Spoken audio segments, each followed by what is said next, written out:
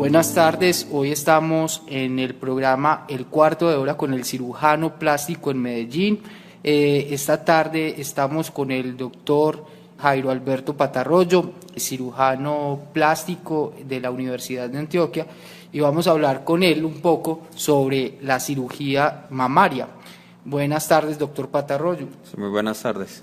Doctor Patarroyo, cuéntenos qué procedimientos realiza un cirujano plástico en la mama. Bueno, los procedimientos en la mama los podemos dividir en dos grupos grandes. En el primer grupo podemos hablar de todas aquellas pacientes que tienen una inconformidad por un déficit de tejido, y en el segundo grupo podemos hablar de los pacientes que es todo lo contrario, que tienen antes un mayor volumen de tejido y quieren reducirlo. En el primer grupo, que son aquellas pacientes que tienen un déficit de tejido, cuando es solo el déficit de tejido, utilizamos procedimientos de aumento. Existen varios reportados, pero el que más utilizamos es el aumento con la utilización de implantes. Ya a las pacientes que tienen un déficit de tejido, pero que también tienen un descenso importante o les sobra la piel, para esas pacientes hay unas técnicas de levantamiento, de recorte de ese exceso de piel, y también nos apoyamos en el implante para dar una mejor forma a la mama. Ya en el segundo grupo grande que les contaba, de esos pacientes que tienen un exceso de tejido, en esas pacientes hay unas técnicas de reducción en las cuales retiramos parte o gran parte de todo ese tejido que está en exceso y armamos nuevamente la mama dándole una forma bonita y una forma natural. Nos queda claro entonces que existen dos grandes grupos, uno que consiste en aumento de la glándula mamaria y otro en reducción del volumen. Nos llega a nuestra página en internet cirujanosplasticosenmedellin.info con mucha frecuencia una pregunta de las personas que nos visitan, y es si existen métodos diferentes a la silicona de lograr un aumento de la glándula mamaria. ¿Esto es posible, doctor Patarroyo? Bueno, está descrito la utilización de métodos que producen vacío y que ese vacío hace que haya un crecimiento de la mama, pero es muy engorroso el dispositivo que se utiliza para eso, lo cual ha hecho pues que no se utilice. También se puede utilizar la inyección de grasa, pero hay una dificultad grande, y es que esa grasa con el tiempo puede formar calcificaciones, y esas calcificaciones pueden simular un cáncer incipiente de la mama. Entonces se utiliza en Estados Unidos, aquí para ciertos pacientes lo podemos utilizar, pero siempre nos tenemos que apoyar en un radiólogo con mucha experiencia para que sea capaz de detectar si la calcificación que se produjo es por la inyección de la grasa que se puso o porque realmente el paciente tiene alguna enfermedad. Y también en las pacientes que tienen una cantidad de tejido suficiente, podemos con ese mismo tejido hacer como una especie de implante con el mismo tejido del paciente y dar la forma más bonita para la mama. Perfecto, doctor Patarroyo. Ahora entrando en el tema de los implantes, otra pregunta que nos llega con frecuencia a nuestro sitio web es ¿qué tipos de implantes mamarios existen? Bueno, entonces los implantes también se dividen en dos grandes grupos, los implantes de solución salina y los implantes de silicona. Los implantes de solución salina se utilizan mucho cuando uno necesita aumentar el tejido de forma progresiva. Es por lo tanto que los utilizamos más que todo en la parte de reconstrucción. Desde el punto de vista estético tienen dos desventajas muy grandes, que son: la primera, que con el tiempo se va perdiendo volumen dentro del implante, entonces la paciente va perdiendo volumen en el tiempo, y el segundo es que estos implantes no tienen la consistencia que tiene la silicona, y por lo tanto esas mamas van a parecer un poco más blandas cuando hay una palpación. Lo del segundo grupo de implantes son los implantes hechos con silicona, que son los ampliamente utilizados, y con la silicona es obviamente una silicona médica, no es una silicona industrial, y esa silicona médica tiene diferentes grados de dureza.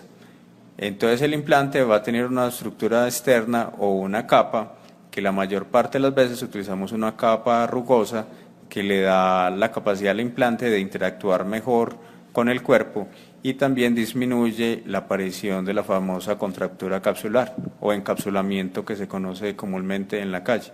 Entonces, al utilizar esos implantes que tienen esa superficie rugosa, esa probabilidad de que se produzca esa contractura va a ser más baja. Ya con respecto a la silicona que está rellenando el implante, hay de diferentes grados de cohesividad, es decir, de diferentes grados de dureza, y dependiendo a la paciente y a los tejidos puede uno utilizar uno u otro tipo. Y en cuanto a ese nivel de dureza, el resultado final cambia dependiendo de si es un grado alto o un grado bajo de dureza.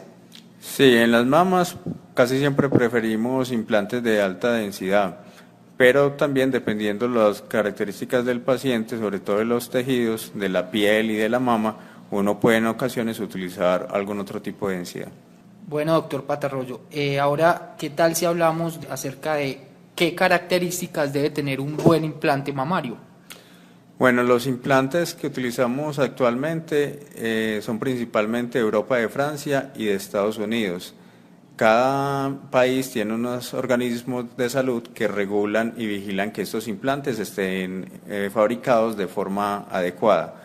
Para el caso de los implantes americanos, que son los que más utilizamos, la entidad que los regula se llama la FDA y esa entidad vela porque los implantes sean realizados con silicona médica y que el proceso de manufactura o de realización del implante cumpla con unas normas estrictas y así se pueda dar un buen producto. Ya a nivel de Colombia, el INVIMA es el agente regulador de esos implantes y el INVIMA también procura hacer una vigilancia exhaustiva de que los implantes cumplan las características que dicen que cumplen. ¿Y en qué concepto tiene usted los implantes provenientes de Europa? Hay buenas casas comerciales también de Europa. Hubo un problema pues desafortunado con PIP que era francés, pero igual ya se resolvió esa dificultad. Pero dependiendo de la casa también hay un sistema de regulación europeo que también es muy estricto y que también se utiliza con cierta frecuencia en la ciudad. Bueno, y para terminar, ¿qué tal si hablamos un poco de cuánto tiempo se debe dejar un implante mamario?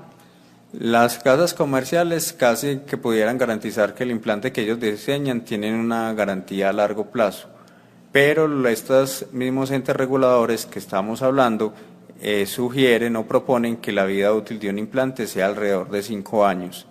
Igual lo que uno ve en la práctica es que si la paciente hace una contractura de forma temprana, pues irremediablemente habrá que cambiar el implante. Pero si la paciente no hace contractura y no tiene un proceso de descenso de los tejidos con el tiempo, puede durar hasta 10 o 15 años con el mismo implante.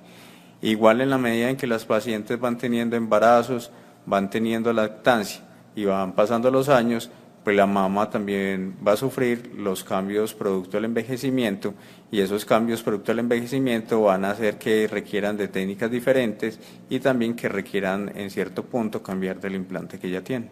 ¿Y cuántas veces virtualmente se podría cambiar un implante? Todo depende de la necesidad y la expectativa que tiene la paciente. Hay pacientes que tienen muy poco tejido glandular, que se operan muy jóvenes y los implantes le duran mucho tiempo, como hay pacientes que en la medida en que van teniendo sobre todo embarazos y lactancias, la mama va sufriendo cambios producto de estos fenómenos y por lo tanto hay que hacer procedimientos adicionales que obligan en ocasiones a hacer cambios también del implante. Bueno, doctor Patarroyo, muchas gracias por acompañarnos hoy en el cuarto de hora con el cirujano plástico en Medellín. Recordemos que este es un programa desarrollado por cirujanos plásticos en Medellín.info y esperamos tenerlo próximamente hablando de otros temas de importancia en cirugía plástica. Muchas gracias, doctor Patarroyo. Muchas gracias a ustedes. Hasta luego.